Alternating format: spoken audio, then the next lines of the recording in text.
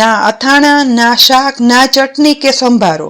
અત્યારે ખૂબ મળતી કાચી કેરીમાંથી આજે આપણે એકદમ ચટપટી નવી એવી વાનગી બનાવવાના છીએ ને કે જે બપોરે નાસ્તામાં બનાવો કે પછી રાત્રે જમવામાં નાનાથી લઈ મોટા બધાના મોંમાં સ્વાદનો ચટકારો આવી જાય અને બહારનો સ્વાદ ઘરમાં આવી જાય. કાચી કેરીની આ વાનગી બનાવવા માટે અહીં મેં એક તોતાપુરી કાચી કેરી વજનમાં 250 ગ્રામ લીધી છે, જેમાંથી અડધી કેરી આ રીતે કાપી લઈશું, કારણ કે આપણે અહીં અડધી કેરીનો જ ઉપયોગ કરવાનો છે. બાકીનો ભાગ સાઈડમાં રાખી અડધી કેરીની છાલ ઉખાડી લેવાની. અહીં આપણે ફક્ત આટલી કાચી કેરી ઉપયોગ કરવાના છીએ, તો તેની છાલ ઉખડી જાય ને એ પછી આ કેરીના ટુકડાને લાંબા કટ કરી લઈશું. એક સરખા કટ ન કરતા આડાઅવળા ટુકડા થાય તો પણ ચાલશે. હવે મીડિયમથી નાની સાઈઝના નાના ટુકડામાં આ કાચી કેરી કટ કરી લેવાની છે. બનાવેલા કાચી કેરીના ટુકડાને હવે મિક્સરના ચટણીના જારમાં ઉમેરી દેવાના. એ જ રીતે અહીં મેં 3 તીખા લીલા મરચાં લીધા છે. તેમાં પણ મોટીથી મીડિયમ સાઈઝના ટુકડા કરી અને ડીટીયાનો ભાગ અલગ કરી લેવાનો. સાથે જ 1/2 ઇંચ આદુના ટુકડાને પણ મોટા ટુકડામાં કટ કરી લઈશું. અને આ આદુ મરચાંના થયેલા ટુકડા છે ને તે મિક્સરના જારમાં કાચી કેરીના ટુકડા સાથે ઉમેરી દેવાના છે. એ પછી અહીં મેં 50 ગ્રામ જેટલી કોથમીર પાણીથી ધોઈ અને સાફ કરી લીધી. તેને પણ રફલી ચોપ કરી લેવાની. ચોપ થયેલી કોથમીરને પણ મિક્સરના જારમાં આદુ, મરચાં અને કાચી કેરીના ટુકડા સાથે ઉમેરી દઈએ. હવે અહીં મેં લીધો છે ફુદીનો. ફુદીનાના ટુકડા ના કરતા તેના દાંડીથી પાન અલગ કરી લેવાના અને આ વાનગીમાં ફક્ત તેના પાનનો જ ઉપયોગ કરશું.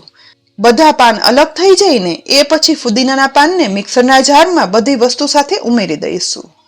સાથે હવે મિક્સરના જારમાં અડધી ટીસ્પૂન સંચળ પાવડર, અડધી ટીસ્પૂન મરી પાવડર, 1/8 ટીસ્પૂન હિંગ, અડધી ટીસ્પૂન જીરું, 1/4 ટીસ્પૂન લાલ મરચું પાવડર, અડધી ટીસ્પૂન મીઠું ઉમેરી ઉપરથી અડધા લીંબુનો રસ નીચોવી લઈશું. જેથી કેરીની ખટાશ તો ઉમેરેલી જ છે, પણ થોડું એવું લીંબુ ઉમેરવાથી પીસ્યા પછી આ પેસ્ટ છે ને તે એવી સરસ ગ્રીન કલરની રહેશે.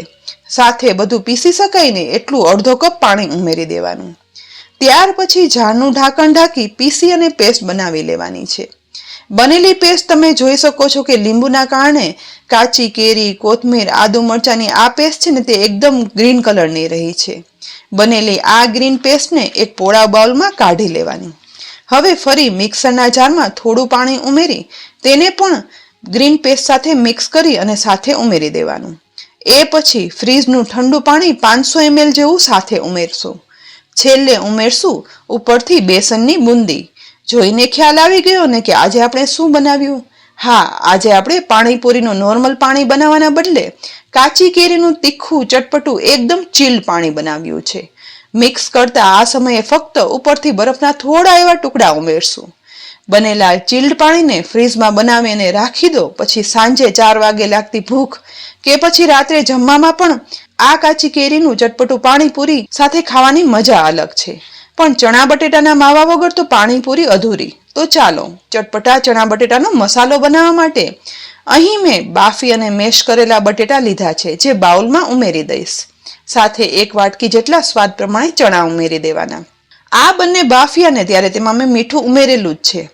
આ માવો ટેસ્ટી બનાવવા માટે મસાલામાં અડધી ટીસ્પૂન લાલ મરચું પાવડર, સ્વાદ પ્રમાણે ચાખી અડધી ટીસ્પૂન મીઠું, અડધી ટીસ્પૂન ચાટ મસાલા પાવડર અને થોડી એવી સમારેલી કોથમીર ઉમેરી બધું સરસ મિક્સ કરી દેવાનું. બટેટાનો આવો મસાલો ઘરે હાથ વડે બનાવી અને મિક્સ કરશો ને જુઓ બહાર લારીમાં મળે ને તેવો જ મસાલો તૈયાર થશે. જેથી અત્યારે ગરમીમાં બહાર વાસી પાણીપુરી ખાવા કરતા આ રીતે ચણા બટેટાનો તૈયાર થયેલો મસાલો પાણીપુરીની પૂરીમાં ભરી અને એ પછી બનાવેલા એકદમ ચીલ્ડ કાચી કેરી, ફુદીના, આદુ મરચાં અને કોથમીરના લીલા ઠંડા તીખા ચટપટા બુંદીવાળા પાણીમાં ઝબોળી અને આપી દો ને તો લારીવાળી પાણીપુરીનો સ્વાદ ચોક્કસ ઘરમાં આવી જ જશે અને ઉનાળામાં બહારનું વાસી ખાવાની જરૂર નહીં રહે. તો ફ્રેન્ડ્સ, અત્યારે ખૂબ જ મળતી કાચી કેરીમાંથી આ ફુદીનાવાળું તીખું ચટપટું પાણીપુરીનું પાણી બનાવી બધાને આજે જ પાણીપુરી ખવડાવજો. રેસીપી ઉપયોગી લાગી હોય ને તો લાઈક કરી અને શેર કરજો. સાથે જ અમારી યુટ્યુબ ચેનલ સબસ્ક્રાઇબ કરી અમારા ફેસબુક પેજને લાઈક કરી અને ફોલો કરજો, જેથી આવી અનેક રેસીપીના અપડેટ્સ તમને તુરંત જ મળે. આવતીકાલે ફરી મળશું નવી રેસીપી સાથે. ત્યાં સુધી આવજો.